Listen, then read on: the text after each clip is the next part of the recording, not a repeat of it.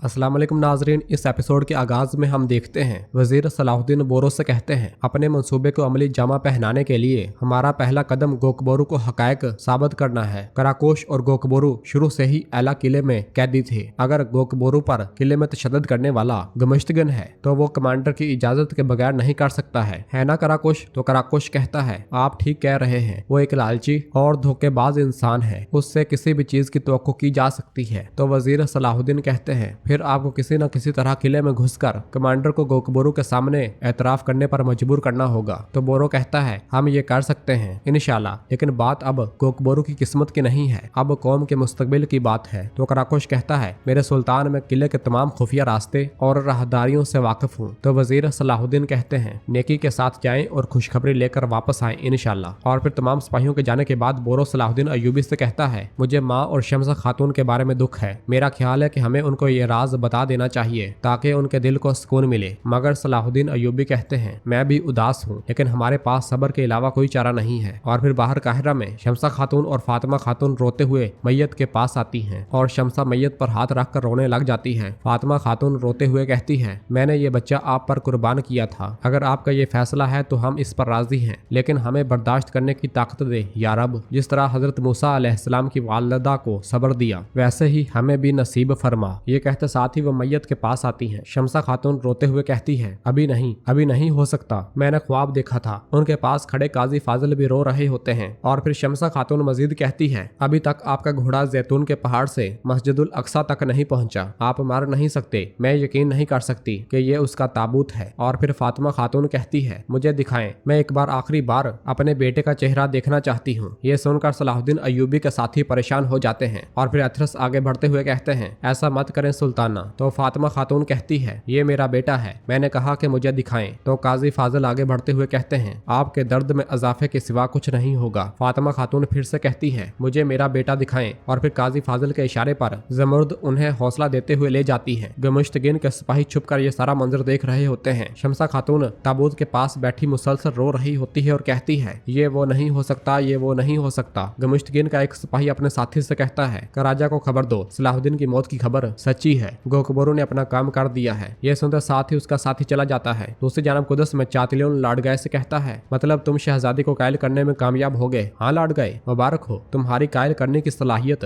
मुझे हैरान कर देती है लाडगाय। शहजादी सबीला बहुत शिद्दत के साथ बालन से शादी करना चाहती थी, तो ऐसा क्या हुआ कि उसने ये कबूल कर लिया? तो लाडगाय कहता है, हर औरत का एक कमजोर नुक्ता होता है और हमें उस कमजोर नुक्ते को तलाश करना होता है। तो चातिलियन उससे कहता है, मैंने सुना है कि बालन जिंदान से फरार हो गया है। तो लाडगाय कहता है, मेरे लिए बालन ज्यादा अहमियत नहीं रखता, शहजादी से मेरी शादी कुदस के वाकयात का रुख बदल देगी और मेरे तख्त पर बैठने में सिर्फ एक रुकावट बाकी रह जाएगी। तो चातलियन कहता है, जजाम से बीमार बच्चा बालडोन। तो लाडगाय कहता है, हाँ चातलियन, तो अब बताओ तुम किस तरफ हो, अपना फैसला करो। जवाबन चातलियन कहता है, लाडगाय, मेरे ख्याल में सही आदमी तुम हो।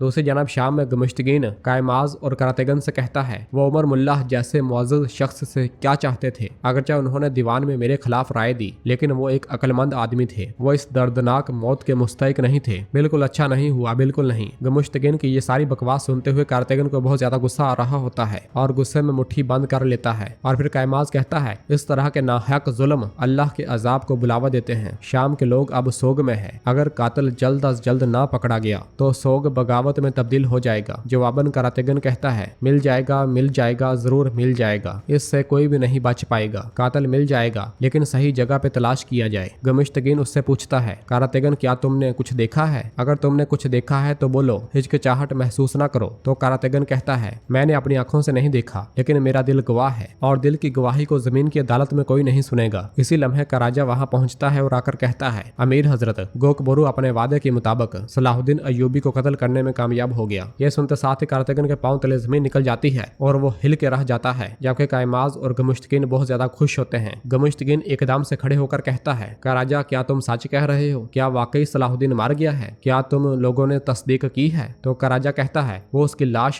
काहिरा ले गए हैं। तो गमुश्तगीन कहता है, पूरी तौर पर गरीबों में तहाइफ और खैरात तकसीम की जाए, अल्लाह ने सुल्तान इस्माइल की सल्तनत को अयूबियों की मुसीबत से बचा लिया। और फिर कायमाज कहता है, तो इसका मतलब है कि गोकबोरू ने उसे खत्म खत्म किया जिसे तमाम काफर ना खत्म कर सके। तो गुमिश्तगीन कहता है, हर किसी का वक्त आता है कायमाज, कोई नहीं जानता कि कौन किसको मारेगा। जबकि कारतगन बहुत ज्यादा गमगीन खड़ा होता है। दूसरी जानब कुदस में लाडगाह सबीला से कहता है, मेरे ख्याल में शादी की तैयारियां जल्द अज जल्द शुरू होनी चाहिए शहजादी। तो वहाँ आने वाला बाल्डोन कहता है, जल्दी मत करो लाडगाह, जबकि बादशाह इमारले का गम अभी ताज़ा है, तो मैंने इस शादी को कुछ देर के लिए मुलतवी करने का फैसला किया है। यह सुनकर लाडगाह खड़े होकर कहता है, जैसे आपको मुनासिब लगे। तो बाल्डोन कहता है, मैं अब शहजादी से अकेले में बात करना चाहता हूँ। यह सुनते साथ ही लाडगाह चला जाता है और बाल्डोन सबीला के पास बैठ जाता है। सबीला बाल्डोन से पूछती है, तुम इस शादी को क्यों मुलतवी कर रहे हो? मैं चाहती हूँ कि यह काम जल्द अज जल्द हो जाए बाल्डोन। तो बाल्डोन कहता है, बिल्कुल इसी वजह से। आपकी जल्दबाजी के पीछे कोई वजह जरूर होगी, क्या आप मुझे उसके बारे में बताना नहीं चाहेंगी? यह सुनते साथ ही सबीला उसे देखने लग जाती है और नफी में सर हिलाती है। इधर शाम में गुमिश्तगीन कायमाज से कहता है, गोकबोरू बहुत अच्छा काम करने में कामयाब हो गया, अब हमारा रास्ता खुला है। अब हम बाहिफाजत काहिरा को अपनी हुक्मरानी में ले लेंगे और फिर उसके बाद हमारे सामने कोई नहीं आ सकेगा। तो कायमाज कहता है, ये इतना आसान नहीं होगा। मिस्र के लिए जिसे नायब मुकर्रर करेंगे उस पे बड़ी जिम्मेदारी होगी। तो जवाबन गुमिश्तगीन कहता है, मैं समझता हूँ कि आप इस मुअज़्ज़ज़ ओहदे के लिए सबसे ज्यादा हकदार हैं, मुझे अब किसी पर भी भरोसा नहीं है। तो कायमाज कहता है, अमीर गुमिश्तगीन, आपने मुझे मायूस नहीं किया। तो गुमिश्तगीन आगे बढ़ते हुए कहता है, ना जंगी ना अयूबी, ये वक्त दोनों से छुटकारा हासिल करने का वक्त है। अब हमारा दौर शुरू हो रहा है। तुमने जो सोना खोया है उससे ज्यादा हासिल करोगे, भरोसा रखो कायमाज।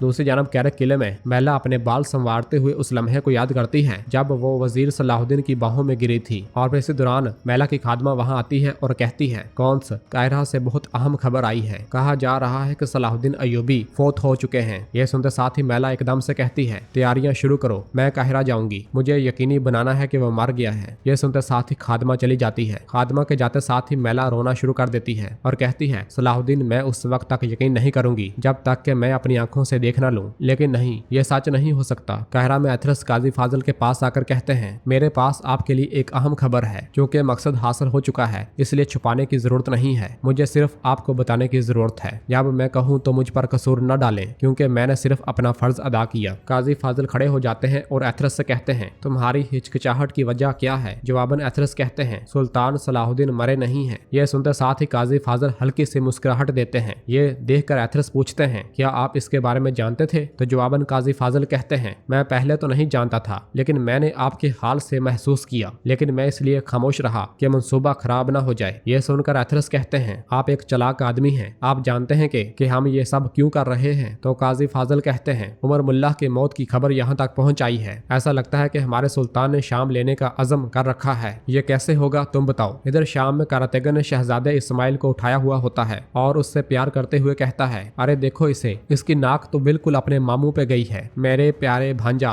पहले तुम्हारे बाबा नूरुद्दीन जंगी चले गए और फिर हमारे दरवेश चचा फौत हो गए और अब सलाहुद्दीन चला गया। जरा बताओ मुझे, हम यहाँ पर क्या कर रहे हैं? तुम्हारे मामू कारतगन तुम्हें इन शैतानों के हाथों से बचाने के लिए क्या करे, बोलो। और फिर इसके बाद हम देखते हैं कि दिन रात शाम गुजर जाते हैं। खलील सलाहुद्दीन अयूबी के पास जा पहुंचता है और कहता है, मेरे सुल्तान कायमाज अपने साथ एक छोटा दस्ता लेकर काहिरा आ रहा है। तो वजीर सलाहुद्दीन कहते हैं, यानी कि गुमिश्तगीन ने वक्त जाया नहीं किया, उसका मकसद कायमाज को मिस्र का नया नायब बनाना है। तो खलील कहता है, मुझे डर है कि वो आपकी गैर मौजूदगी का फायदा उठाकर भाइयों का खून ना बहा दे। तो जवाबन सलाहुद्दीन अयूबी कहते हैं, मिस्र में मेरे सरदारों की कायमाज के खिलाफ मुजाहमत इंतहाई अहमियत की हामिल है। जब गुमिश्तगीन ये जान लेगा कि वो मिस्र के लोग काबू नहीं कर सकता, तो वो सलीबियों के साथ इत्तेहाद पे मजबूर हो जाएगा। इधर साहिरा आसफ से कहती है, मेरे ख्याल में इस काम में कुछ गड़बड़ है। तो आसफ कहता है, वो सलाहुद्दीन का ताबूत लेकर बाजार से गुजरे, मैंने अपनी आंखों से देखा। तो साहिरा कहती है, अगर हमने बोरो को खबरदार ना किया होता